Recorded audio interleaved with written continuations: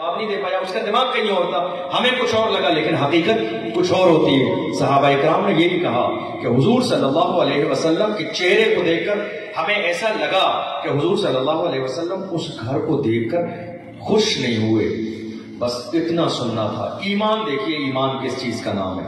آج پوری دنیا مسلمان اور ایمان کے نام پر لڑ رہی ہے، لیکن آج تک لوگوں نے یہ سمجھنے کی کوشش ہی نہیں کی کہ ایمان کس چیز کو کہتے ہیں۔ فوراً جب یہ جملہ سنا کہ حضور میرے نئے مکان کو دیکھ کر مسکرائے نہیں، فوراً اٹھے اور اٹھنے کے بعد دوڑتے ہوئے گئے اور انہوں نے کدال لے کر اپنے گھر کو توڑنا شروع کر دیا۔ غریبی کے دور میں مکان بنانا آج کے دور میں کتنا مشکل ہے آپ جانتے ہیں، وہ تو غریبی کا دور تھا جب کہ لوگ بھوکے اور پیاسے زندگی گزارتے تھے، کھجوروں پر گزارا کیا جاتا تھا، پیٹ سے پتھر باندھنے کا دور تھا، ایک ایک لباس میں پوری سال گزارتے تھے مسلمان۔ اس دور میں جب انہیں احساس ہوا کہ میرے رسول کو میرا نیا گھر بنانا پسند نہیں آیا، اللہ کے رسول صلی اللہ علیہ وسلم کی بارگاہ سے اٹھے گئے اور جانے کے بعد میں انہوں نے کدال لے کر گھر توڑنا شروع کر دیا۔ چند دن کے اندر، بنانا تو بہت زمانے کا کام ہے، توڑنا بہت آسان کام ہے، چیزیں بنائی بہت مشکل سے جاتی ہیں، توڑ بہت آسانی سے دی جاتی ہیں، توڑ دیا۔ چند دن کے بعد اللہ کے رسول صلی اللہ علیہ وسلم جب اس راستے سے گزرے، حضور نے صحابہ اکرام سے فرمایا یہاں تو نیا مکان تھا، یہی ہے کہیں اور تھا؟ کہ نہیں یا رسول اللہ، وہ مکان یہی تھا۔ ارشاد فرمایا وہ نیا مکان تھا، آج مجھے نظر نہیں آتا ہے۔ صحابہ اکرام نے پورا واقعہ سنایا، یا رسول اللہ آپ دیکھ کر اس مکان کو مسکرائے نہیں تھے، اور جب وہ مکان والے آپ کی بارگاہ میں آئے تھے تو آپ کے چہرے سے انہیں احساس ہوا کہ آپ ناراض ہیں۔ ہم نے بھی انہیں یہی بتایا کہ حضور تیرے گھر کو دیکھ کے مسکرائے نہیں تھے۔ انہوں نے جانے کے بعد میں وہ سارا گھر توڑ دیا اور انہوں نے یہی جملہ کہا، جس بات سے میرے رسول راضی نہیں ہے وہ چیز میری زندگی میں شامل ہونی نہیں چاہیے۔ یہ ہے ایمان۔ ہم سمجھیں تو ایمان کو، ایمان کس چیز کا نام ہے؟ ایمان کس چیز کا نام ہے؟ ہم تو آج کہیں بھی چلے جاتے ہیں، کہیں بھی سر جھکا دیتے ہیں، ہم کہیں بھی سر جھکا دیتے ہیں، کہیں بھی کھانا کھا لیتے ہیں، کہیں بھی کسی کے نعرے لگا دیتے ہیں، کسی کے بھی سامنے ہاتھ جوڑ کے کھڑے ہو جاتے ہیں، کچھ بھی کر لیتے ہیں۔ ایمان کس چیز کا نام ہے؟ دیکھیے، کہا یا رسول اللہ انہیں اس بات کا احساس تھا کہ رسول اللہ کو میرا گھر پسند نہیں آیا۔ میرے آقا صلی اللہ علیہ وسلم ایسا نہیں ہے کہ ان کا گھر پسند نہیں آیا، گھر ضرورت کی چیز ہے، لیکن میرے آقا صلی اللہ علیہ وسلم نے صحابہ اکرام کو ایک مزاج دیا تھا۔ میرے نبی نے صحابہ اکرام کو مزاج دیا تھا، میرے رسول نے فرمایا تھا دنیا سے لمبی امیدیں ختم کر دو، تم سکون کی زندگی گزارو گے۔ حضور کا یہ ایک فرمان ہے، بہت چھوٹی سی بات ہے، بہت چھوٹی سی حدیث ہے، لیکن غور کیجئے اس بات پر اور اپنی زندگی میں پریکٹیکل اس حدیث کو شامل کیجئے، آپ کو احساس ہو جائے گا جتنا آپ کا لالچ بڑھتا جائے گا، جتنی امیدیں بڑھتی جائیں گی، جتنی آپ کی پلاننگ بڑھتی جائے گی، اتنی ہی آپ کی راتوں کی نیند خراب ہوتی چلی جائے گی۔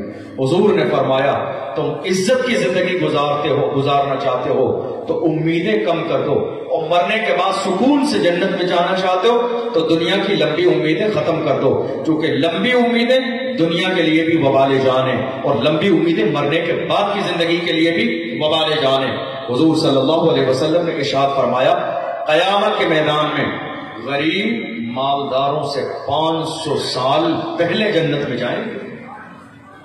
جب حضور نے غریبوں کو روتے دیکھا، غریب صحابہ اکرام، آپ کو معلوم ہے اسلام کی بہت عظیم ہسٹری ہے، ہجرت کی تاریخ۔ حضور صلی اللہ علیہ وسلم نے اور حضور کے جانثاروں نے جب ان مکے والوں نے بہت زیادہ پریشان کیا تو حضور نے اور صحابہ اکرام نے ہجرت فرمائی۔ جب ہجرت فرمائی حضور صلی اللہ علیہ وسلم نے تو ظاہر ہے کہ چونکہ وہ دشمن تھے تو ایسا تو نہیں کہ مسلمانوں کے وہ مکان خریدیں گے یا ان کی مارکیٹ کی دکانیں خریدیں گے یا کھجور کے باغ خریدیں گے، چونکہ وہ دشمن ہیں، مارنا چاہتے ہیں، خریدیں گے تو نہیں۔ مسلمان ایسے حال میں ہجرت کر کے مدینے گئے تھے جبکہ سب کچھ چھوڑ کے چلے گئے تھے، ایک وقت کا کھانا بھی نہیں تھا مسلمانوں کے اپنے ساتھ، ایسے حال میں گئے تھے۔ اب جب وہاں جانے کے بعد میں مدینے میں غربت کا دور آیا، غریبی کے دور سے گزر رہے ہیں، بھوکے ہیں، پریشان ہیں. حضور صلی اللہ علیہ وسلم نے جب ان پسماردہ چہروں کو دیکھا، غم زدہ چہروں کو دیکھا، تو حضور صلی اللہ علیہ وسلم نے ایک ہی میسج قیامت تک کے آنے والے مسلمانوں کو دیا. میرے آقا صلی اللہ علیہ وسلم نے فرمایا کیوں پریشان ہو، یہ مختصر سی زندگی ہے، یہ دنیا دارالعمل ہے، قیامت کا میدان دارالجزا ہے. میرے رسول نے اسی زمانے میں اعلان فرمایا تھا الدنیا سجن المؤمن و جنت الکافر، دنیا مومن کے لیے قید خانہ ہے، تم قید خانے میں ہو. یہاں قید خانے میں انسان کی اپنی مرضی نہیں چلتی ہے، تم قید خانے میں ہو. جو اسلام کے دشمن ہیں، مشرک ہیں، ان کے لیے یہ دنیا جنت ہے، مرنے کے بعد ان کے لیے کوئی جنت نہیں ہے. اللہ نے تمہارے لیے اس دنیا کو قید خانہ بنایا ہے، مرنے کے بعد اللہ نے تمہارے لیے جنت تیار فرمائی ہے. حضور نے فرمایا پریشان ہونے کی ضرورت نہیں ہے، فطوبى للغرباء. حضور نے فرمایا اے غریبو تمہارے لیے بشارت ہو، تمہارے لیے خوشخبری ہو، اس لیے کہ تم آج غریبی کی بنیاد پر پریشان ہو، مگر یاد رکھنا جب قیامت کا میدان قائم ہوگا، نفسی نفسی کا عالم ہوگا. ایسے عالم میں جن مالداروں کو دیکھ کر تم دنیا میں للچاتے ہو، یہ تم سے 500 سال بعد جنت میں جائیں گے، اللہ تمہیں 500 سال پہلے جنت میں داخل فرما دے. ہمیں سمجھ میں آ گئی یہ بات، کیونکہ جس کو جتنا زیادہ دیا جائے گا اتنا ہی زیادہ اس سے حساب لیا جائے گا. تو یہ جو 500 سال بعد میں جانے کا فلسفہ ہے، یہ دراصل حساب و کتاب ہے. کوئی سوچے نا کہ مالدار 500 سال بعد جنت میں کیوں جائیں گے؟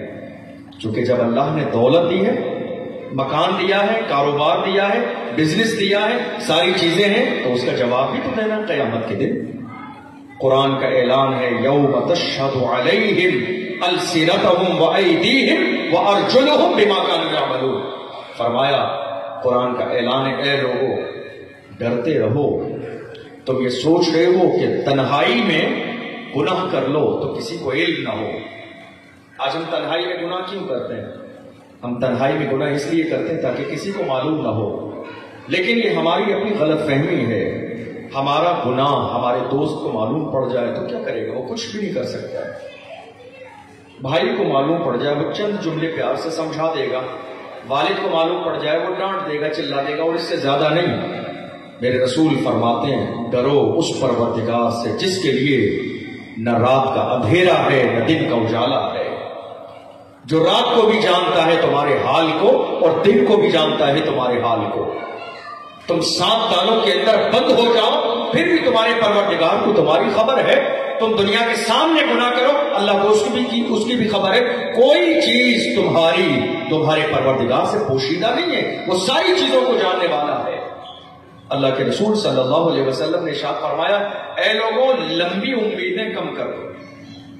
حضور صلی اللہ علیہ وسلم مدینہ شریف میں صحابہ اکرام کے ساتھ ایک راستے سے گزرے تو حضور نے ایک کوڑے دان تھا جہاں کوڑا ڈالا جاتا تھا، وہاں سے ایک کسی سر اٹھایا جس کو اردو میں کھوپڑی کہا جاتا ہے، یعنی جس پر گوشت نہ ہو.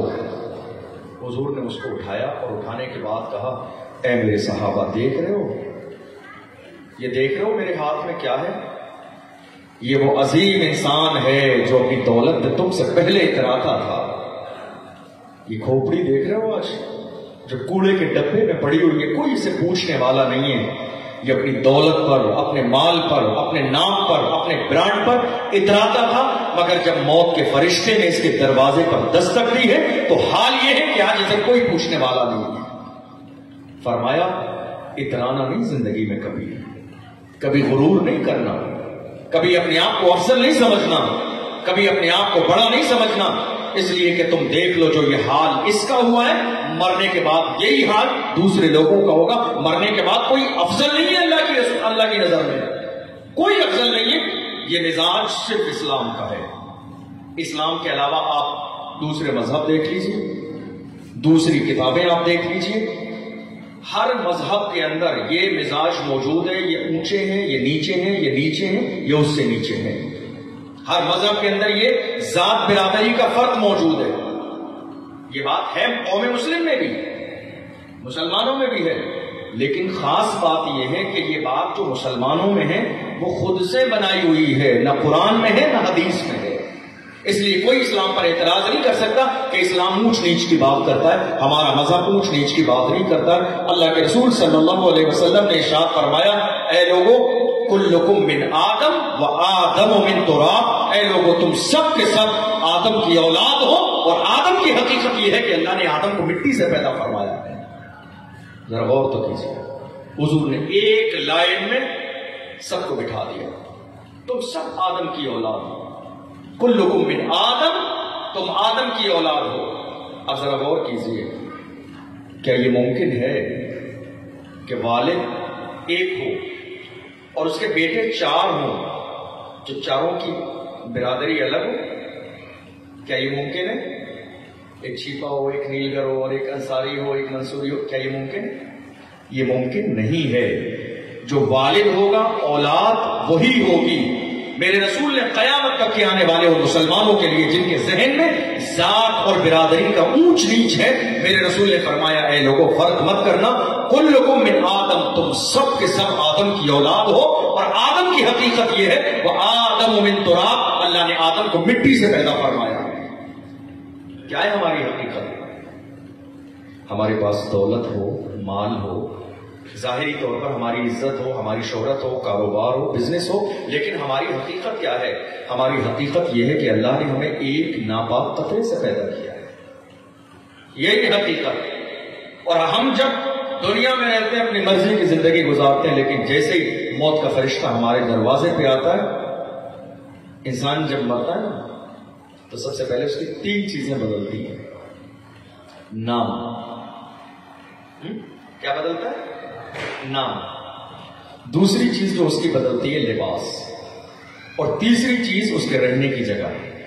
اور یہی 3 چیزیں ہیں کہ جن پر انسان پوری زندگی اتراتا ہے، اپنے نام پر، اپنی ذات پر، اپنے برانڈ پر اتراتا ہے، اپنے لباس پر اتراتا ہے، اپنے رہنے کی جگہ پر انسان اتراتا ہے، اور جیسے ہی موت کا فرشتہ انسان کے قریب آتا ہے سب سے پہلے یہ 3 چیزیں بدل جاتی ہیں۔ انسان فوراً مرنے کے بعد لوگ پوچھنے لگ جاتے ہیں مٹی کس وقت ہے؟ ختم ہو گیا نام، اب کوئی نام نہیں لے رہا ہے، مٹی کس وقت ہے، دفن کس وقت ہے، جنازہ کب اٹھائیں گے، جنازہ قبرستان کب لے جائیں گے؟ روح نکلتے ہی سب سے پہلے نام بدل گیا، اور تھوڑی سی دیر کے بعد لباس بدل گیا۔ ذرا غور کیجیے اس لباس پر، اسلام کے قانون کو دیکھیے کتنا عظیم ہے یہ اسلام کا قانون۔ جہاں جہاں لباس اسلام نے دیا بالکل برابر دیا۔ ایک بار مذہب لباس اسلام نے لباس ہمیں خانہ کعبہ میں دیا، اس لباس کو بھی دیکھ لیجیے، سلا ہوا لباس نہیں چلے گا تمہارا، اونچی نیچی برانڈ کا کوئی مطلب نہیں ہے یہاں، رنگ تمہاری پسند کا نہیں چلے گا، فیوریٹ کلر نہیں چلے گا یہاں پر، یہاں وہی کلر چلے گا جو مدینے والے مصطفیٰ نے پسند فرمایا ہے۔ ذرا غور کیجئے، اسلام نے جہاں جہاں لباس دیا سب موقع پر برابر دیا۔ زندگی میں خانہ کعبہ میں جانے کے لیے لباس دیا، وہ بھی ایک جیسا، اور مرنے کے بعد لباس دیا اسلام نے، وہ بھی ایک جیسا۔ نہ خانہ کعبہ جاتے ہوئے اسلام نے فرق کیا، نہ قبرستان جاتے ہوئے اسلام نے فرق کیا۔ سفید لباس یہاں بھی ہے، سفید لباس وہاں بھی ہے۔ اب کوئی مطلب نہیں ہے تمہاری برانڈ کا، کوئی مطلب نہیں ہے تمہاری اونچی شان کا۔ اسلام کا مزاج یہ ہے، ایک ہی صف میں کھڑے ہو گئے محمود و ایاز، نہ کوئی بندہ رہا اور نہ کوئی بندہ نواز۔ اللہ کی بارگاہ میں نہ چہرہ دیکھا جائے گا، نہ ذات دیکھی جائے گی، نہ برادری دیکھی جائے گی۔ اللہ کی بارگاہ میں تو بندے مومن کا صرف دل دیکھا جاتا ہے۔ انسان جب مرتا ہے تو مرنے کے بعد سب سے پہلے کیا بدلتا ہے؟ اس کا نام، اور اس کے بعد اس کا لباس، اور تیسری چیز وہ گھر، وہ مکان، جیسے پوری زندگی ہم بتاتے ہیں فوراً بدل جاتا ہے۔ حضور صلی اللہ علیہ وسلم کی زندگی دیکھیے، حضور نے پردہ فرما لینے سے چند لمحے پہلے جانتے ہو کیا سوال کیا؟ آج ہمارے یہاں بھی بہت سارے لوگوں کا انتقال ہوتا ہے تو ہم سب سے زیادہ امپورٹنٹ چیز ہمارے انتقال کرنے والوں کے نظر میں ہوتی ہے وراثت کا مسئلہ، زمین کے بٹوارے کا مسئلہ، بینک بیلنس کا مسئلہ۔ یہ ساری چیزیں آج مرنے والوں کی نگاہوں کے سامنے ہوتی ہیں، شاید کہ ہمارے بعد جھگڑا نہ ہو، فساد نہ ہو۔ اللہ کے رسول صلی اللہ علیہ وسلم نے اپنے وصال سے پہلے اپنی بیوی حضرت عائشہ صدیقہ رضی اللہ تعالی عنہا سے فرمایا گھر میں کچھ ہے؟ میرے رسول نے وصال سے پہلے، انتقال سے پہلے فرمایا گھر میں کچھ ہے عائشہ؟ کہا یا رسول اللہ 7 درہم ہے بس۔ کیا ہے؟ اب حضور کو کیا کرنا چاہیے کہ وہ گھر میں ہی چھوڑ دینا چاہیے۔ گھر میں کیوں چھوڑ دینا چاہیے؟ تاکہ میرے بعد میری بیویوں کے کام آ جائیں۔ حضور نے 11 نکاح فرمائے، معلوم ہوگی یہ بات آپ، حضور صلی اللہ علیہ وسلم نے 11 نکاح فرمائے۔ 7 درہم ایک معمولی سی کچھ بھی نہیں ہونا ہے ان میں۔ حضور کو اپنی بیویوں کے لیے چھوڑ دینا چاہیے، لیکن اللہ کے رسول صلی اللہ علیہ وسلم نے فرمایا عائشہ لاؤ، عائشہ لے کر آؤ۔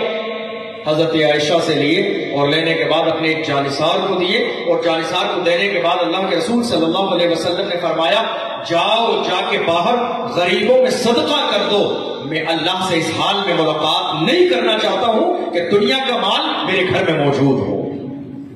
اللہ اکبر، آپ ذرا اندازہ تو لگائیے، میں اللہ سے اس حال میں ملاقات نہیں کرنا چاہتا ہوں کہ دنیا کا مال میرے گھر میں موجود ہو اور مجھے اللہ کی بارگاہ میں اس کا جواب دینا پڑے۔ کون کہہ رہا ہے یہ؟ اللہ کے محبوب۔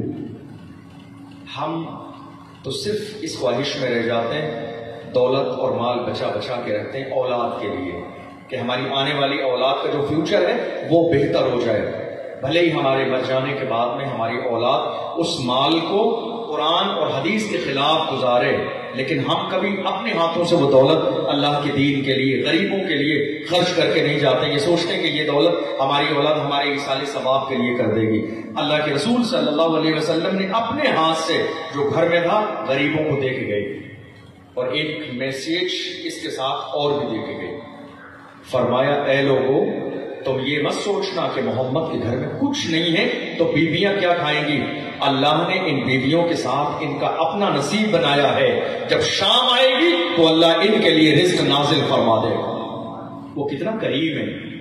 دنیا میں کتنی مخلوق ہے آپ دیکھ لیجیے، سب سے زیادہ رزق کے لیے پریشان انسان ہے، سب سے زیادہ، اور یہ صرف انسان ہے کہ جس کا کاروبار ہے، روزی کمانے کا کاروبار ہے، صرف انسان ہے، ورنہ اللہ نے اس کائنات میں جتنی مخلوق کو پیدا کیا کسی کا کوئی کاروبار نہیں ہے، لیکن اللہ پھر بھی انہیں رزق عطا فرماتا ہے۔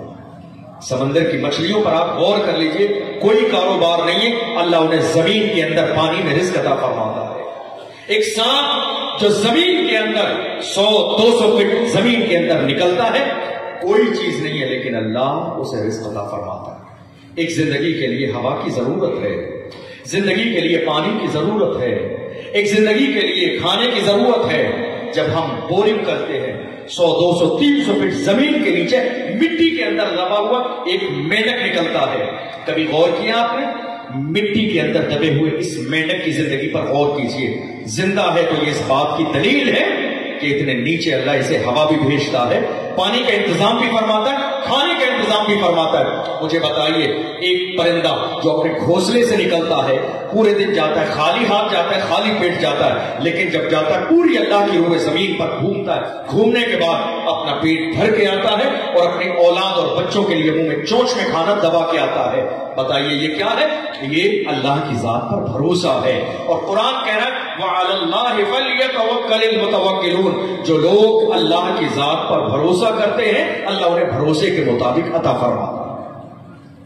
ہم تو اشرف المخلوقات ہیں، ہم اشرف المخلوقات ہیں، اللہ نے ہمیں اس دنیا میں پیدا فرمایا تو یقین جانیے کہ جو انسان کی قسمت میں اللہ نے لکھ دیا ہے وہ اسے ملنا ضرور ہے۔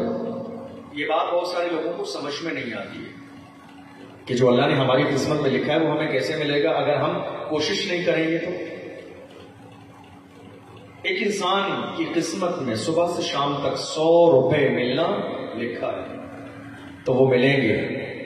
میرے رسول فرماتے ہیں اب یہ تمہاری اپنی کارکردگی ہے، چاہے اسے حرام طریقے سے کما لو یا حلال طریقے سے کما لو، وہ ملنا تو ہے تمہیں شام تک۔ مثال حدیث میں حضرت علی رضی اللہ عنہ مارکیٹ میں تھے، نماز کا وقت آ گیا، گھوڑا تھا ساتھ میں. ایک شخص کو بلا کے کہا کہ نماز کا وقت ہے، میں نے نماز نہیں پڑھی ہے، تم اس کے قریب کھڑے ہو جاؤ، میں نماز پڑھ لوں تاکہ اسے کوئی لے نہ جائے، اس کی رکھوالی کرنا، دیکھ بھال کرنا. حضرت علی مسجد میں گئی، نماز پڑھی. نماز پڑھ کے آپ باہر نکلنے والے تھے تو حضرت علی رضی اللہ عنہ نے اپنے دل میں خیال کیا، آپ نے سوچا کہ میں جیسے ہی باہر نکلوں گا تو بطور اجرت، بطور مزدوری اسے 2 درہم دوں گا. حضرت علی نے اپنے دل میں سوچ لیا دروازے سے نکلتے نکلتے. لیکن ادھر جس شخص کو حضرت علی رضی اللہ عنہ کھڑا کر کے گئے تھے گھوڑے کی دیکھ بھال کے لیے، اس نے گھوڑے کے اوپر کا سامان اتار لیا کہ میرے فائدے کا ہو جائے گا، میں اس کو لے جا کے مارکیٹ میں بیچ دوں گا. وہ یہاں سے اتار کر گیا مارکیٹ میں، اس نے 2 درہم ہی کا بیچا، 2 درہم کا لے کے بیچنے لگا. حضرت علی رضی اللہ عنہ جب آئے باہر نکل کے تو آپ نے دیکھا کہ وہ شخص تو میرے گھوڑے کے اوپر کا سامان لے گیا. آپ نے اپنے خادم کو بلایا اور خادم کو بلانے کے بعد وہ 2 درہم لیے، کہا جاؤ مارکیٹ سے وہ سامان لے کے آ جاؤ گھوڑے کے اوپر، زین وغیرہ جو کسی جاتی ہے. آپ کے خادم پہنچے لینے کے لیے، اسی شخص نے 2 درہم کی بولی لگائی، وہی 2 درہم اس شخص کو دیے اور وہ سامان لے کے آ گئے. حضرت علی نے اس کو دیکھ کے پہچان لیا، فرمایا اللہ کے رسول نے صحیح فرمایا تھا، تو یہ 2 درہم ملنے ہیں تو ملنے ہیں، اب یہ تیری مرضی ہے کہ انہیں حلال کر کے کھا لے یا حرام کر کے کھا لے. حدیث سمجھ میں آئی آپ کو؟ سمجھ آئی آپ کو؟ دوبارہ بتاؤں، سمجھ آ گئی؟ یعنی حضرت علی 2 درہم دینے والے تھے مگر وہ لے گیا بیچنے کے لیے، خود حضرت علی نے ہی خریدنے کے لیے بھیجا اور وہی 2 درہم اس کے حصے میں آئے. جب اپنا سامان تھا پہچان لیا حضرت علی نے، جب حضرت علی نے پہچان لیا تو آپ نے مسکرا کے کہا صدق رسول اللہ صلی اللہ علیہ وسلم، میرے رسول نے صحیح فرمایا تھا کہ جو تیری قسمت میں ہے وہ تجھے ملنا ہے، اب یہ تیری ذمہ داری ہے کہ اسے حلال کر کے کھا لے یا حرام کر کے کھا لے. آج ہمارے یہاں قوم مسلم کے اندر سب سے بڑا المیہ یہ ہے کہ ہماری دعائیں آج قبول نہیں ہو رہی ہیں. ہر شخص کی زبان پر یہ شکوہ ہے، کیا کرے دعائیں قبول نہیں ہوتی، کیا کرے دعائیں قبول نہیں ہوتی. اللہ کے رسول صلی اللہ علیہ وسلم نے ارشاد فرمایا جو قوم ایمانداری کے ساتھ زکوٰۃ نکالنا بند کر دیتی ہے اس کی دعائیں قبول نہیں کی جاتی. ہمارے یہاں زکوٰۃ نہیں نکل رہی آج، اللہ ماشاءاللہ جو لوگ نکالتے ہیں اللہ قبول فرمائے، لیکن اکثریت یہ ہے، اکثریت آج قوم مسلم میں یہ ہے کہ زکوٰۃ نہیں نکلتی ہے. آج اکثریت قوم مسلم میں یہ ہے کہ ہمارے یہاں قربانیاں نہیں ہوتی ہیں.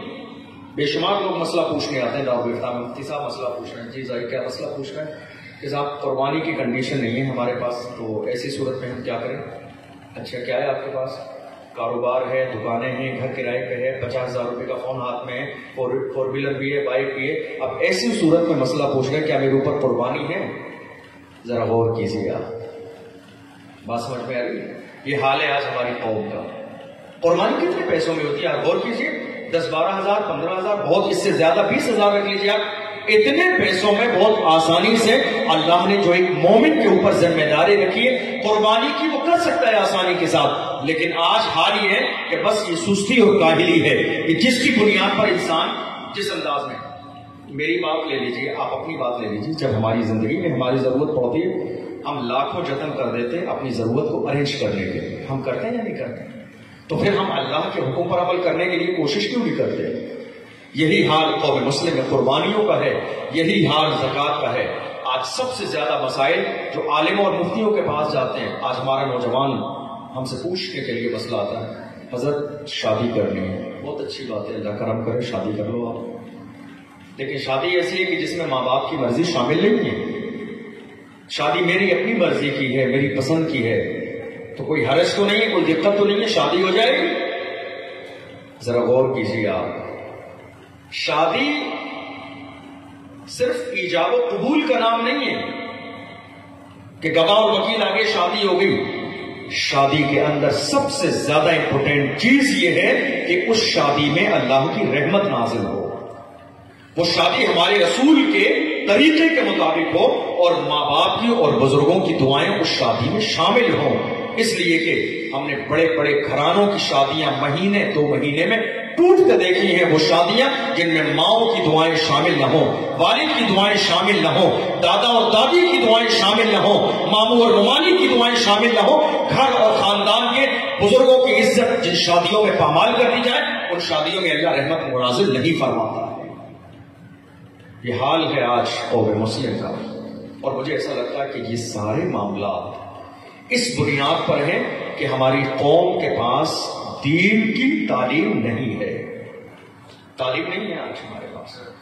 आज भी हाल ये है, मुफ्ती साकिब अजहरी साहब क़िबला बैठे हुए, और भी दीगर लोग बैठे हुए, आप पूछिए इनसे, स्टेज पर अक्सर व बेशतर हालात आज हमारी शादियों में, निकाहों में ये है कि निकाह में पहला कलमा भी दूल्हा को पढ़ाना पड़ता है। ये बात आप भी जानते होंगे, मेरी बात से एग्री करेंगे आप। निकाह में पहला कलमा भी आज दूल्हा को पढ़ाना पड़ता है। आप देख लीजिए कितनी शादियों में ऐसी शिरकत होती है कि जहां पर शादी में इस्लाम के खिलाफ सारे काम होते हुए नजर आते हैं। समझ रहे हैं आप? यकीन जानिए शादी ये बहुत अजीम नेमत है, निकाह एक अजीम सुन्नत है, और जब भी निकाह में शिरकत करने का अल्लाह आपको मौका अता फरमाए तो पूरे एहतमाम के साथ, आपका वजू नहीं है तो आप वजू कर लीजिए, सर पे टोपी नहीं है तो टोपी लगा लीजिए, मुंह में गुटखा, पान, तंबाकू कोई चीज खा रहे हैं उसको आप थूक दीजिए, अदब के साथ, एहतराम के साथ आके बैठिए, इसलिए कि ये निकाह की महफिल है जो मेरे आका सल्लल्लाहु अलैहि वसल्लम की सुन्नत है। और दूसरी बात यह है कि जिन दो बच्चे और बच्चों की शादी का मौका है, इनकी नई जिंदगी की शुरुआत होने वाली है, लिहाजा ऐसे मौके पर बावजू होकर तमाम लोग दुआ में शरीक हों और दिल से दुआ करें कि अल्लाह इन दोनों को जब तक जिंदा रहे मोहब्बत के साथ जिंदा रहे, और इन दोनों को अल्लाह बुरी नजर से महफूज फरमाए। यह है शादी का अंदाज, यह है निकाह का अंदाज। हमारे आका सल्लल्लाहु अलैहि वसल्लम ने जिंदगी का कोई ऐसा मौका नहीं है, जिंदगी का कोई ऐसा मरहला नहीं है कि जिस मरहले पर कौम मुस्लिम को गाइड न किया हो, जिस मरहले में कौम मुस्लिम को रास्ता ने दिखाया हो।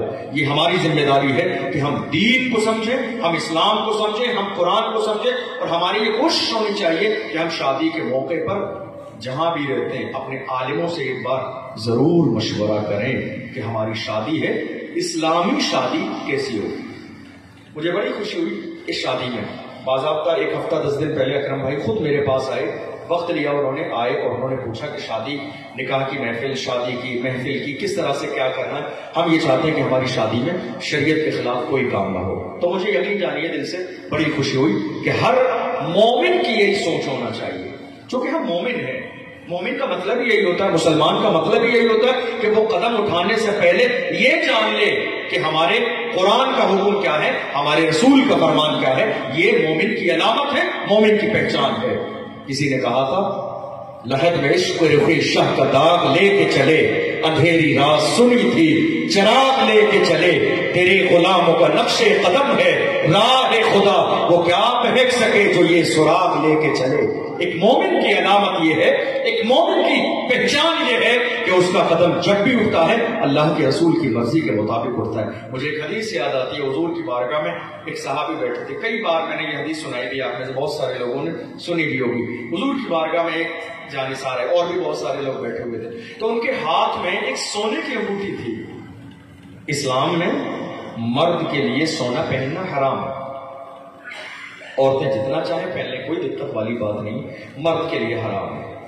मर्द के लिए मजहब इस्लाम ने एक नग वाली 4.5 माशे की एक अंगूठी को जायज करार दिया, चांदी की। सोना हलाल नहीं है मर्द के लिए, हालांकि आज हाल ये है कुछ लोग 10 अंगूठियों भी पहन लेते हैं। अगर गले में भी इत्तेफाक से उन्होंने चैन डाली हुई है तो वो भी कोशिश करते हैं बटन खोल के बाहर निकाल लें, ताकि लोगों को पता चल जाए कि हमारे पास सोने की चैन है।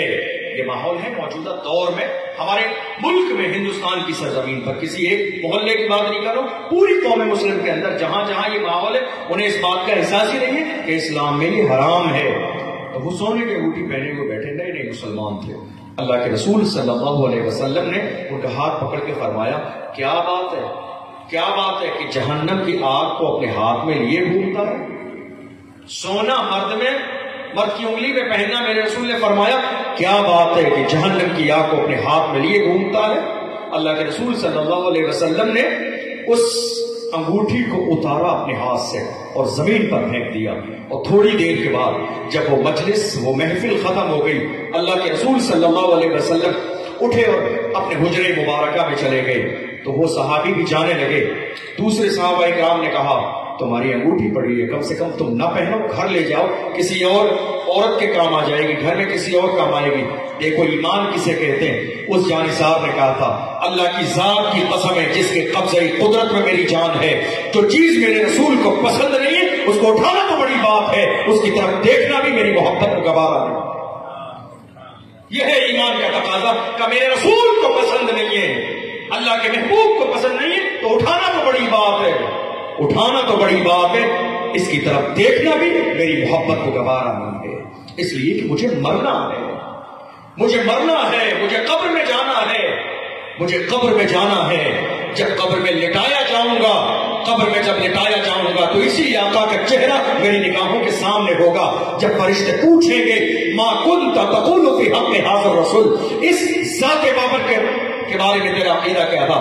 جب پوچھا جائے گا کہیں ایسا نہ ہو کہ میرے رسول مجھ سے چہرہ پھیر لیں، چونکہ میرے پاس کوئی عمل نہیں ہے، کوئی عمل نہیں ہے۔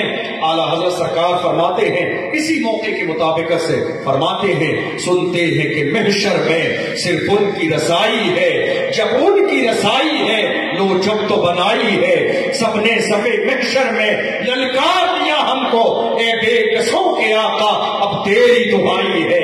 قیامت کے میدان میں ہمارے پاس کوئی ایسا عمل نہیں ہے، نہ نمازیں ہیں، نہ روزے ہیں، نہ حج ہے، نہ زکوٰۃ ہے، نہ سجدے ہیں، نہ اللہ کو راضی کرنے کا کوئی عمل ہے۔ ہماری بخشش کا ذریعہ اگر ہے تو ہمارے رسول ہے، ہماری نجات کا ذریعہ اگر کوئی ہے تو ہمارے رسول کی نسبت ہے، ہماری مغفرت کا ذریعہ اگر کوئی چیز ہے تو میرے رسول کی شفاعت ہے۔ کہیں ایسا نہ ہو کہ اگر میرے رسول کو آج ہم نے ناراض کر دیا تو کل قیامت کے میدان میں میرے رسول مجھے پہچاننے سے انکار کر دے، مجھے سونے کی انگوٹھی نہیں، مرنے کے بعد مجھے رسول کی شفاعت چاہیے۔ یہ مزاج تھا قوم مسلم کا، اور یہی مزاج آج ہمیں بھی پیدا کرنے کی ضرورت ہے۔ اعلیٰ حضرت فرماتے نعمتیں بانٹتا جسم تو وہ ذیشان گیا، ساتھ ہی منشی رحمت کا قلم دان گیا، لے خبر جلد کے غیروں کی طرف دھیان گیا، میرے آقا میرے مولا تیرے قربان گیا، اور تم پر میرے آقا کی عنایت نہ سہی، نشدی و کلمہ پڑھانے کا بھی احسان گیا، انہیں جانا انہیں مانا، نہ رکھا غیر سے کام، للہ الحمد میں دنیا سے مسلمان گیا، آج لے ان کی پناہ، آج مدد مانگ ان سے، پھر نہ مانیں گے قیامت میں اگر مان گیا، جان و دل ہوش و خیرت سب تو مدینے پہنچے، تم نہیں چلتے رضا، سارا تو سامان گیا۔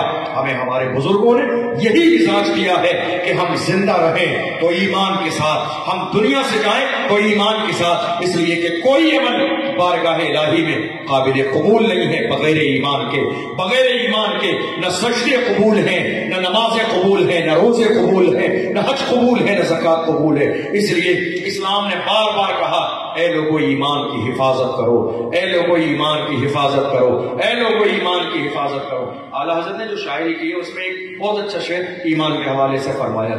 اعلیٰ حضرت فرماتے ہیں شہر دکھائے جو لوگ ایمان کو خراب کرنے کی کوشش کرتے ہیں مسلمانوں کی، ان کے بارے میں لکھا ہے شہر دکھائے زہر پلائے قاتل ڈائن شوہر کش، شہر دکھائے